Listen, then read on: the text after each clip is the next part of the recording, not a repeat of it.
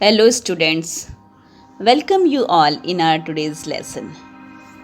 Now in this video we will understand an important topic of grammar which is determiners. We will understand what they exactly are, why they are used and different types of determiners. Let's get started.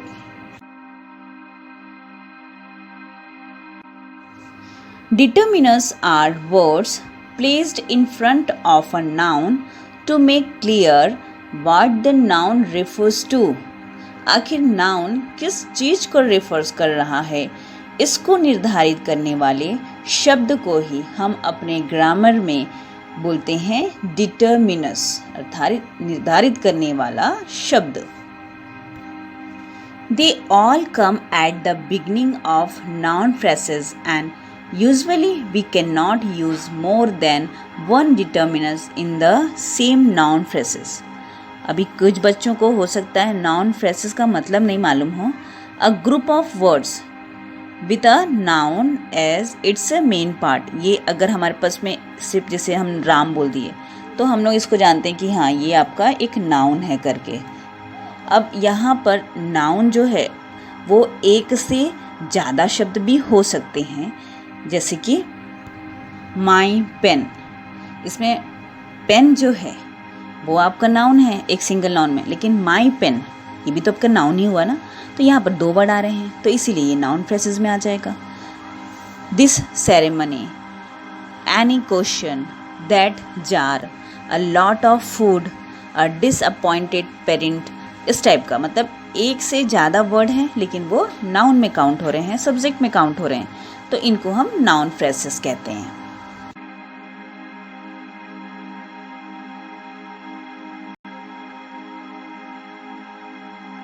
तो यहाँ पर determiners के लिए आपको बोला जा रहा है कि ये जितने भी डिटर्मिनर्स हैं वो आते हैं बिगिनिंग ऑफ नाउन फ्रेजेस.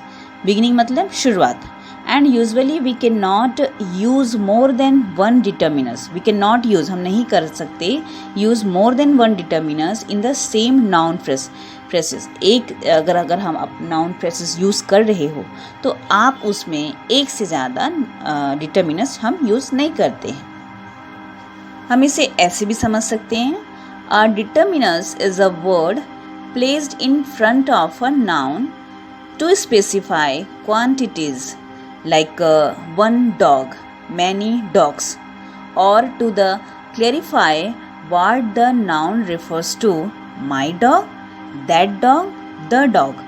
तो यहाँ पर डॉग को ही हम रिफ़र करना चाह रहे हैं. मेरा डॉग है, उसका है, वह डॉग है.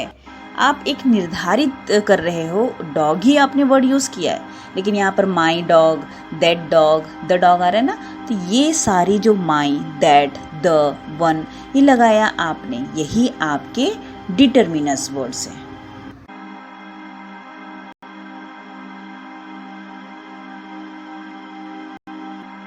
We can also explain the determiners, a word placed before a noun to give information such as quantity, ownership and specificity.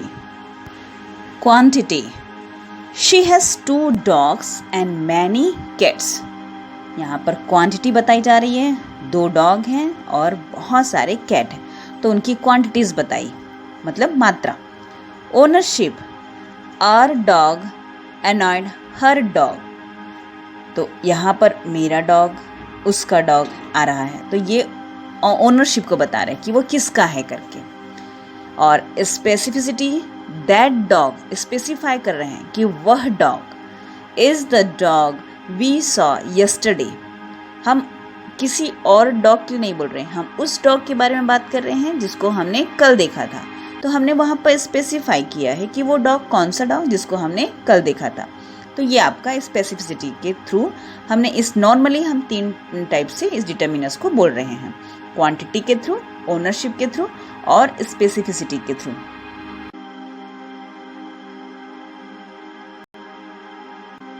Now 4 important points of our determiners. Words that comes at the beginning of the noun जो शब्द जो हैं वो हमेशा noun के पहले आएंगे, beginning of the noun. Introduce noun, ये डिटर्मिनर्स नाउन को इंट्रोड्यूस करते हैं। डिटरमाइंस नाउन, नाउन को निर्धारित करते हैं। Weather a noun is specific और जनरल, और ये डिसाइड करते हैं कि नाउन स्पेसिफिक है कि वो कोई कॉमन है, कोई जनरल नाउन है। मीन्स हम ये नाउन को हम डिटर्मिनर्स को इसीलिए यूज़ करते हैं ताकि हम अपने नाउन को सही तरीके से डिटरमाइन कर सकें, इंट्रोड्यूस करा सकें।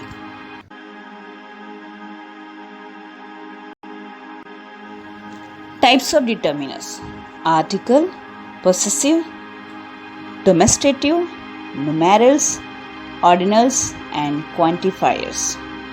डिफरेंट टाइप्स के आपको डिटर्मिनर्स शो हो रहे हैं।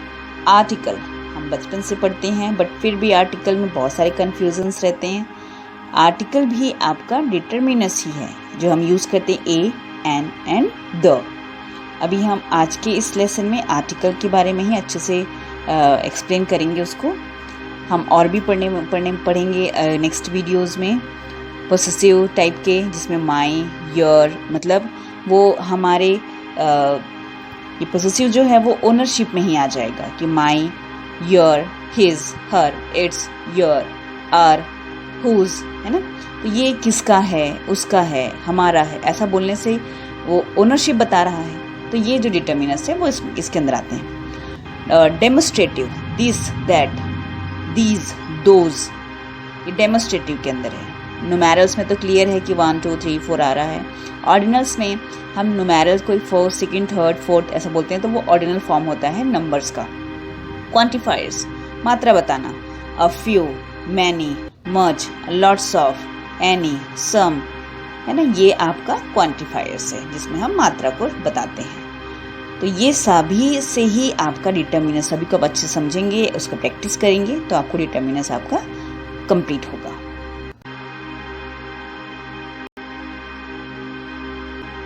First, article.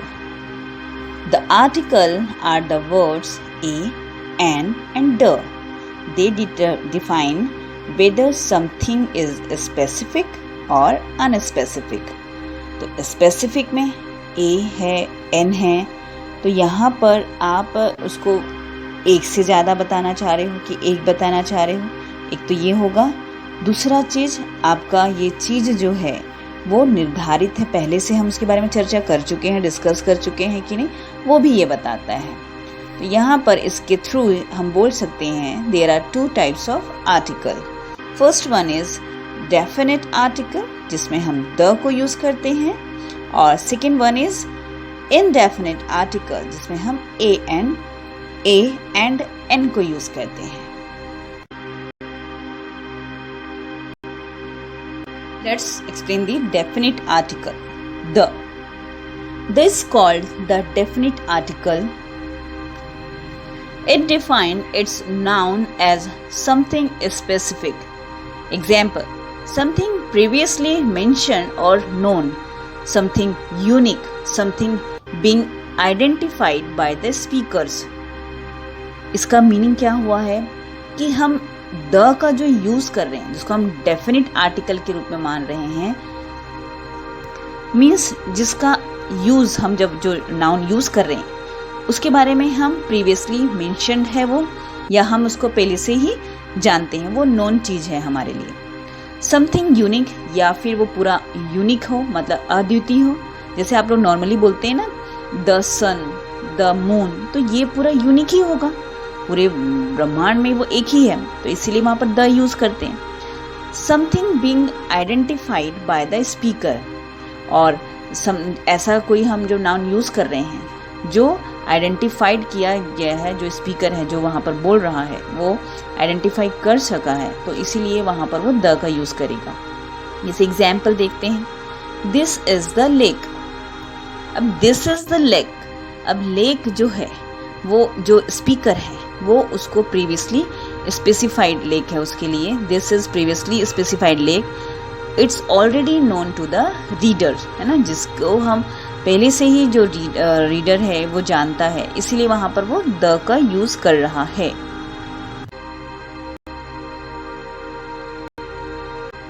Now the indefinite article an.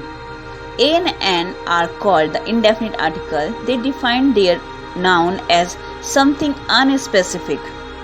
Example, something generic, something mentioned for the first time. This is a lake.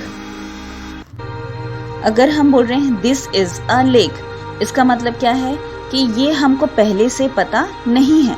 This is a lake, जैसे इसके पहले हमने द लिखा तो दिस इज़ द लेक, तो वहाँ पर जो रीडर है या स्पीकर है उसको पहले से ही इस लेक के बारे में कुछ ना कुछ पता है. लेकिन यहाँ अगर आप लिख रहे हो दिस इज़ अ लेक, तो यह एक झील है, बस आप ये लिख रहे हो, इसके बारे में हमको पहले से कुछ भी पता नहीं है. ये डिफरेंस यहाँ पर आ रहा है, ये ध्यान में रखिएगा. तो ये बेसिक डिफरेंस होता है एक डेफिनेट और एक इनडेफिनेट आर्टिकल में, जिसमें हम पहले से जानते हैं कोई चीज़ को या फिर वो यूनिक है तभी आप उसमें यूज़ करते हैं डेफिनेट को, और अगर नहीं जानते हैं अनआइडेंटिफाइड रहता है तो आप उसमें इनडेफिनेट आर्टिकल यूज़ करते हैं. वैसे नॉर्मली अगर कहा जाए तो ए और एन का जब हम यूज़ करते हैं तो हम बच्चों को ये बताते हैं कि हमारे इंग्लिश की जो 26 लेटर्स हैं जिसमें 5 हमारे वॉवेल्स हैं ए ई आई ओ यू, और वहीं 21 कॉन्सोनेंट्स हैं. कॉन्सोनेंट्स में हम हमेशा ए का यूज़ करते हैं और वॉवेल्स में हम लोग एन का यूज़ करते हैं. ये हमको पढ़ाया जाता है. But this is the wrong indefinite article जो हम रूल यहाँ पर यूज़ कर रहे हैं. इसमें बेसिकली आप यूज़ क्या करेंगे, साउंड, वॉवेल साउंड को. That rule is not entirely accurate. अगर आपने सिर्फ ये पढ़ा है कि आपको वॉवेल के थ्रू, अगर वॉवेल है तो उसमें आप एन का यूज़ करेंगे और अगर कंसोनेंट्स हैं तो आप ए का यूज़ करेंगे, तो ये आपके लिए एक्यूरेट रूल नहीं होगा. An is used before a vowel sound. Vowel sound का मीनिंग क्या है, जब हम इसको प्रोनाउंस कर रहे हैं, जब उसको हम उच्चारण कर रहे हैं, तब वहाँ पर अगर वॉवेल साउंड आ रहा है तब उसमें आप एन का यूज़ करेंगे. The word sound is important because consonants can create vowel sound. Consonants भी वॉवेल साउंड क्रिएट कर सकते हैं.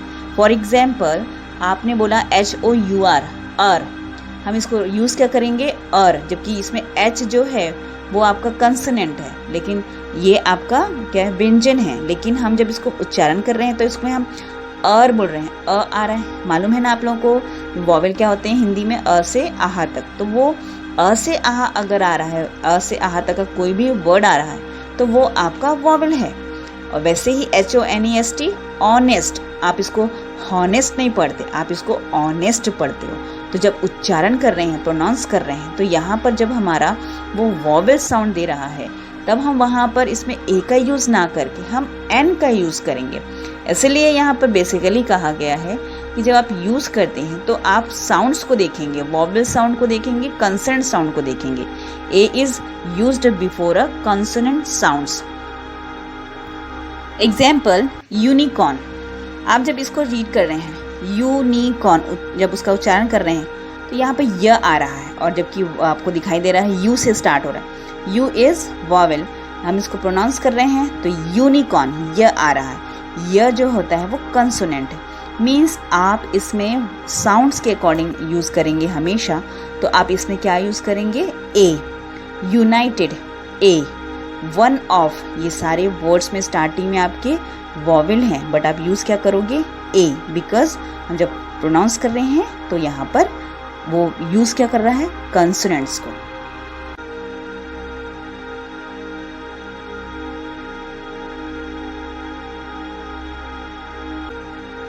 टाइप्स ऑफ आर्टिकल में हमने बेसिकली जो पढ़ा है वो है डेफिनेट आर्टिकल और इनडेफिनेट आर्टिकल. यहाँ पर फिर से हम थोड़ा सा रिवाइज कर लेते हैं उसको. आपके पास में सपोज ग्रुप ऑफ एप्पल है, आपने बोला I want to eat the apple, यहाँ पर द एप्पल आ रहा है, I want to eat the apple. इसमें एप्पल कौन सा आपको खाना चाहते हो वो आपने मेंशन किया, which is at first position from the group of Apple. जो पहले पोजिशन पे है उस एप्पल को आप खाना चाहते हो. लेकिन अगर आपने बोला I want to eat an apple from the group of apple, आप इस जो भी एप्पल का ग्रुप है उसमें से आप एक एप्पल खाना चाहते हो. तो यहाँ पर आपने कोई भी एप्पल चाहते हो खाना, तो वहाँ पर आपने बोला I want to eat an apple, और यहाँ पर आपने बोला I want to eat the apple. ठीक है, तो अभी डिफरेंस क्रिएट होना आपको समझ में आया जो हमने डिफरेंस बताया है. आई थिंक आप लोगों को अच्छे समझ में आ गया होगा कि द कब लगाते हैं और an हम कब लगाते हैं। Now other some examples. Buy a house in an hour. यहाँ पर देखिए house और r. House and r started with the same 3 letters, but यहाँ पर house attract a and r attract n. House starts with a consonant sound and r starts with a vowel sound. A job title like a president, judge, director, or the name of the office, parliament, court, is given a capital letters when it refers to a specific person or office. Example when it's proper noun. ध्यान में रखेंगे, यहाँ पर examples हम बता रहे हैं कि अगर आप president, जज, मतलब वो एक जॉब टाइटल हुआ ना कि वो जज है, कि वो एक प्रेसिडेंट है, कि वो एक डायरेक्टर है, तो यहाँ पर आप जॉब टाइटल यूज़ कर रहे हो। और वैसे ही अगर आपने नेम ऑफ ऑफिस यूज़ किया, सपोज आप पार्लियामेंट बोल रहे हो तो वो एक ऑफिस हुआ।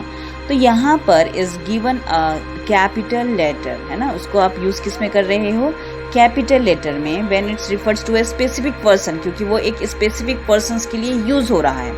इफ़ द जॉब टाइटल और office name is being used for its dictionary definition as a common noun, वो तब वो कॉमन नाउन हो जाता है जब उसको नॉर्मली आप डिक्शनरी डेफिनेशन के अकॉर्डिंग यूज़ कर रहे हो, तब वहाँ पर उसको कैपिटल लेटर में आप लिखना पसंद, यहाँ पर नहीं लिखना है आपको। जैसे हम एग्जाम्पल देते हैं यहाँ पर, suppose the prime minister said being a prime minister is a lonely job, you can not lead from the crowd.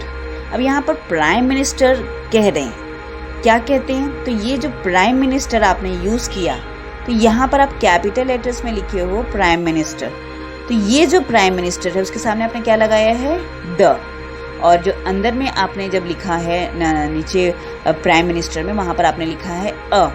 तो ये जो पहला वाला प्राइम मिनिस्टर है वो आपका है प्रॉपर नाउन में, क्योंकि वहाँ पर एक स्पेसिफिक पर्सन जिसको हम जान रहे हैं कि हाँ वो प्राइम मिनिस्टर है, उसके लिए हमने यूज़ किया।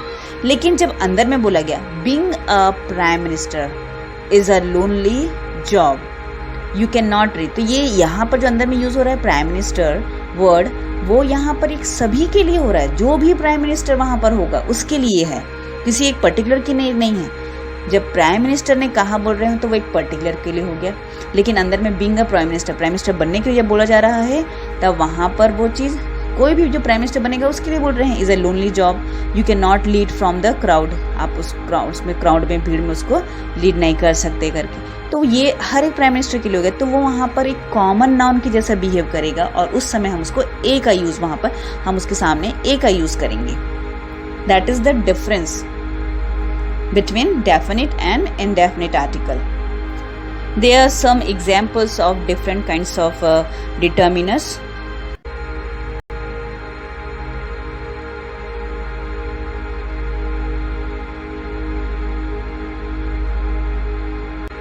Now there are some exercise for your practice. यहाँ पर आपको आर्टिकल का ही यूज़ करना है, इसमें और डिफरेंट जो होते हैं डिटरमिनर्स उसका यूज़ नहीं करना है, ओनली आर्टिकल्स ही आप इन सारे जो फिलअप्स हैं उसमें यूज़ कर सकते हैं, समझते हुए कि वो डेफिनिट है, इनडेफिनिट है, ए लगेगा, एन लगेगा, है ना, साउंड वर्ड्स को ध्यान में रखना है। एक्सरसाइज के लिए मैं एक इमेज फाइल भी आपको सेंड कर रही हूँ, आप इसको होमवर्क कॉपी में आज की डेट के अकॉर्डिंग मेंशन करके लिखेंगे। That's all for today's video, thank you.